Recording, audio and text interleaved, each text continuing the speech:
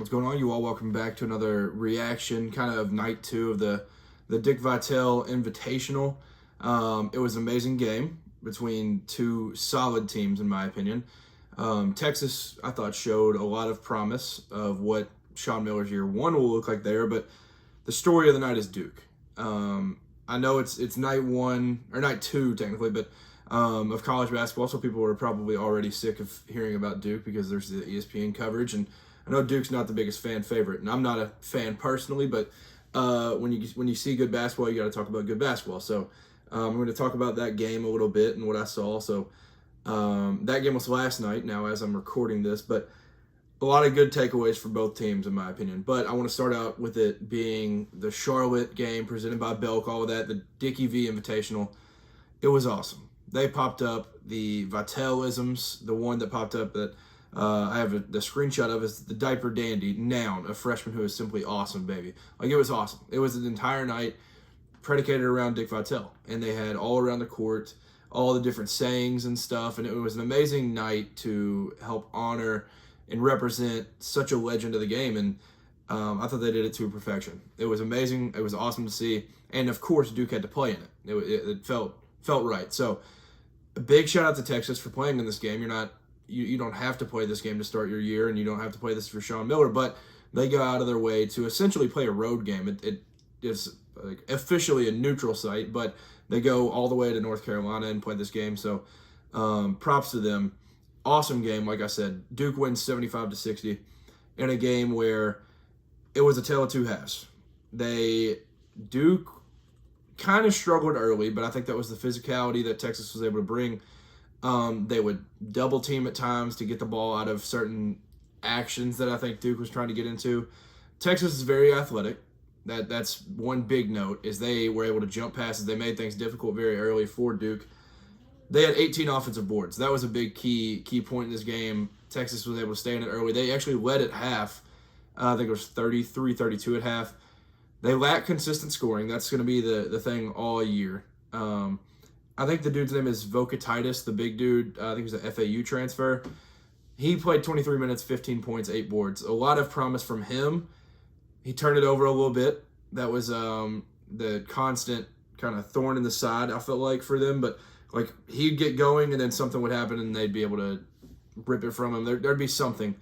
But the physicality showed, because him and Cody, they both had 4 personal fouls. So that was kind of the issue with the physicality, but it definitely got to Duke early, and you could see that because the youth that Duke has, they do have some sophomores that are technically returners, but at the same time, those aren't guys that, like, whether it's Slim, whether it's Ngamba, Caleb Foster, like, Foster played a little bit, but like, those guys are really coming into new roles that they didn't have to play, and they didn't have a whole lot of pressure last year.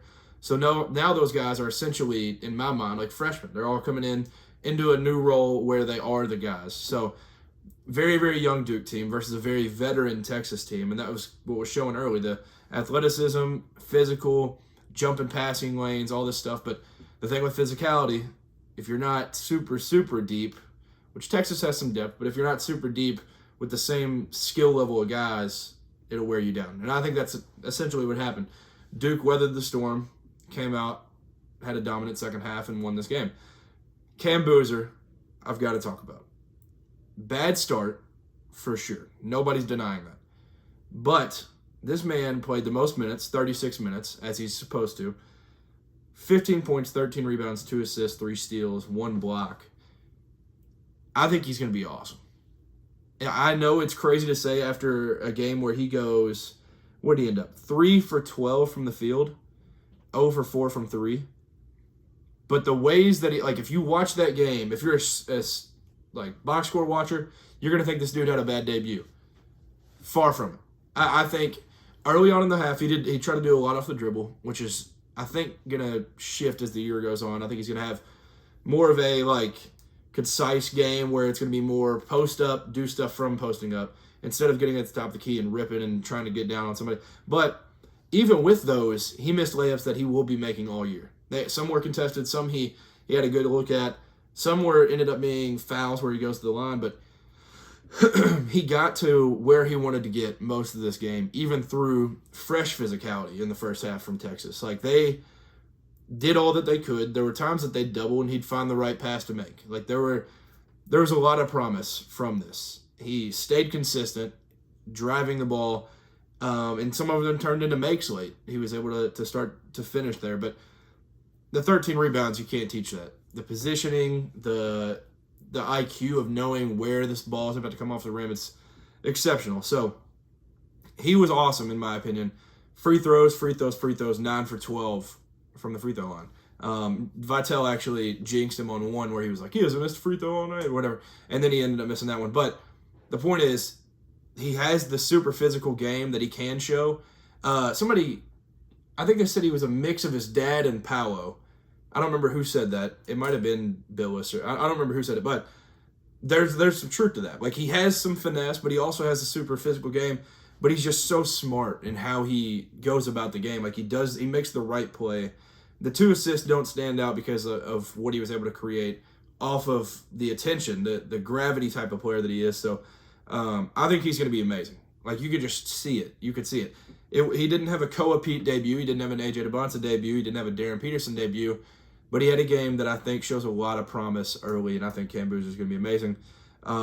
As for Duke in general, they are very, very long. Like, that's how they were last year, and that's why teams struggled. Like, they're just, like, long in general. Pause. But this team uses their length defensively exceptionally. They allow 27 points in the second half. I'm pretty sure it's 33. Pretty sure it's 33, 32. Yeah, 27 second half points for Texas.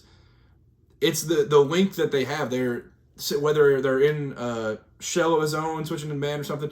I don't even remember if they technically did that, but at times you could just see them standing out, arms wide, as if they were in a zone. And it just disrupts. It takes away everything. It shrinks the floor, and it forced Texas into a lot of tough shots. There was the one. Pope was really the only one in the second half that could actually get some shots off. He played 30 minutes off the bench. I thought he was really good for Texas. So that's going to be a guy to watch all year. But, they just forced him into difficult shots. I mean, they were shooting sidestep threes, falling out of bounds. Like, there were some crazy shots.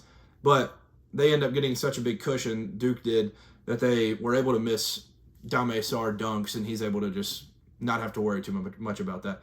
But it's not last year's team, but they have the length defensively. Their starting lineup, I'm guessing these are very, very close. I'm not going to be 100% accurate, but I think Caleb Foster's like 6'5", Isaiah Evans like 6'6", Dame Sarr is like 6'8", Cam Boozer 6'9", and Gamba 6'11". Like, their shortest guy is 6'5". Now, that also makes it a little interesting because there's not, I don't feel like, a true point. I think when Caden Boozer comes in this game, he plays that kind of role, but I don't know if there's necessarily one that you can point to as of right now that will be that guy. But I thought everybody played well for them. I thought Malik Brown came off the bench, fouled out. He's back. But I thought he played well. I thought all those guys provided the right minutes. But I need to highlight, I mentioned his name, Slim, Isaiah Evans. Tough shot taker, tough shot maker. That's the best way to put it. He ends up with 23 points and an efficient 23 points too. 7 for 13 from the field, 4 for 8 from 3. He's just like that. Like, he is amazing. Like, you got to see his coming out party last year at Auburn. That's the type of thing you were seeing out of this kid. Like, there's not a shot on the floor that he doesn't think he can make. He's very, very quick trigger, all of that. I'd like to see him maybe expand a little bit more and create guys flying in the air and him creating downhill and then kicking, becoming like a facilitator off of what, like I was saying with Cam Boozer, just the gravity that he brings.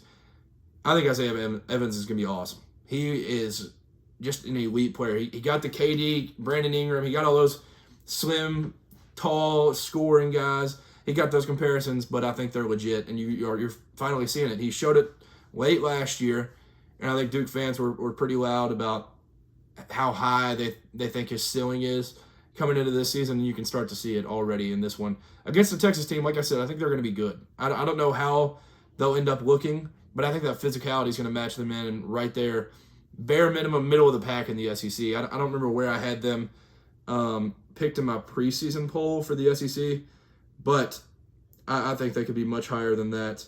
Preseason, I had them 11. I think they could definitely finish higher than that in the SEC, but yeah, that team, I mean, Weaver was solid. I thought Swain did some good things. He wasn't super efficient. He was kind of forcing some shots at times. Tremont Mark, he's been around a little bit. He didn't have a great game, but Pope off the bench, they play a lot of guys. And like I said, I don't think they're necessarily the same skill level all across the board, and that's what I think ended up shifting because guys get tired and get gassed and stuff. So the physicality was able to get kind of Duke weathered the storm, like I said. So big win for Duke, 75-60 in Charlotte. Great start to the year for them. I think this is a good positive start for Texas in essentially what was a Duke home game, in my opinion. So, I mean, you could see that on all the crowd shots when they'd turn the camera and they'd show a highlight or something. You'd be like, oh, yep, there's like 500 Duke fans right there. But it was awesome. And the Cam Boozer, I mean, I don't know how you can't like this dude post-game. Talking to Vitale, he was awesome. Pops was in the building, rocking the Blue Devils hat as he should be. So it was a great night. Dick Vitale on the screen again. I mean, YouTube TV nearly ruining it again, but we're figuring out our ways to get around it, to be able to watch these games. Hopefully that gets worked out soon. I'll say that in every episode until it gets figured out. It's terrible. For any YouTube TV users, I know you're with me. So, what a good game. Duke's going to be very, very good. I don't think they'll be historically good like they were last year, but they're definitely a national title contender if anybody was doubting that. And I do need to mention before I get out of here, this freshman class that we've talked about for a long time now, what a start. What a crazy start. Tonight, now it's last night as you're viewing this, but there's Cam Boozer, who I thought had a great debut. The numbers didn't back it all up, but I think he'll be a very special player. He had 15 and 13 with 3 steals and a block. So he had a great start. Jasper Johnson had a electric, debut. 11 points for him. I need to mention a few of these other guys. I talked about Koa Pete. Go view that video if you haven't yet. And listen to that podcast. 30 points, 7 rebounds, 5 assists versus Florida. Darren Peterson, 21 points, 4 rebounds, 3 assists. AJ DeBonsa, talked about that as well. 21 points, 6 rebounds, 3 assists. Caleb Wilson, 22 points on 80% from the field. Tunde Yusufu, 24 points, 7 boards. Malik Thomas, 21 points, 6 rebounds, 7 assists. Darius Acuff, his teammate, partner in crime, 22 points, 4 assists. Nate Ament, 18 points, 9 rebounds. Chris Cenac, 12 points, 10 rebounds. Trey McKinney, the one that I talked about being the Big Ten Freshman of the Year, he's already backing it up. Absolute sniper. 21 points for him, 4 assists. Michael Brown had 11 and 6. It's been awesome. These freshmen have been incredible.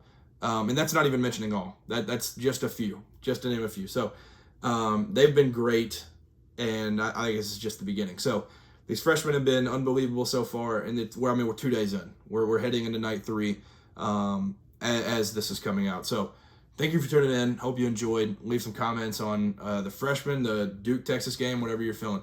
Peace.